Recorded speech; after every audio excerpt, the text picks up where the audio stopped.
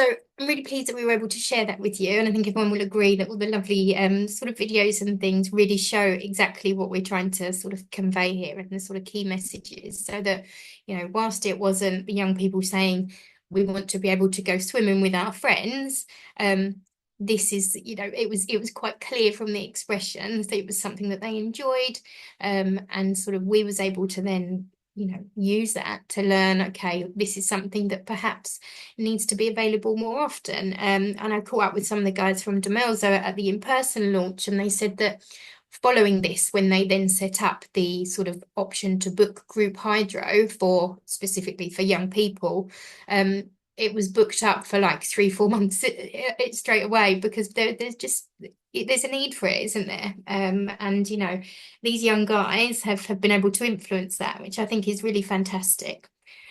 So what we wanted to do now was to just do another sort of Mentimeter, and thinking about our circles of influence diagram, think about, we can all support people to influence what matters to them.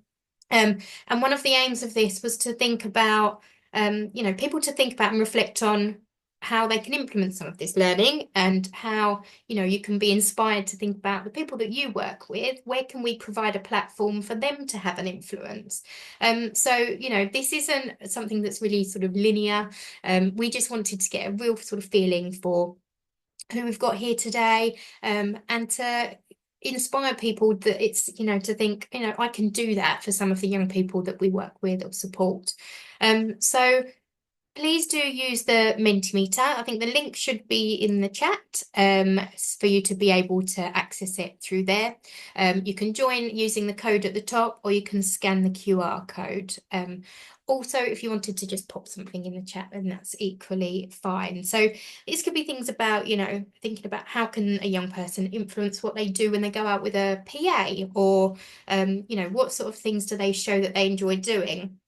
If someone's showing a positive reaction to something, could you perhaps capture that on camera and perhaps use that to apply for funding for that to be more widely available? Or, if you're from an organisation that's got a sort of voice forum or some sort of feedback forum, how are people with severe or profound multiple learning disabilities represented across that?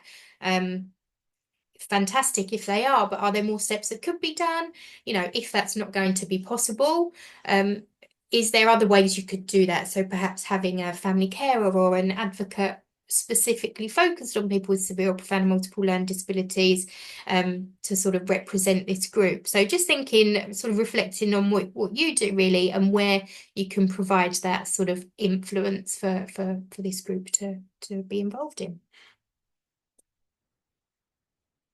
Another thing we thought about, and we spoke with our local areas about, thinking about sort of learning disability partnership boards. What does that look like in your area? Are there people with more complex needs that are a part of that?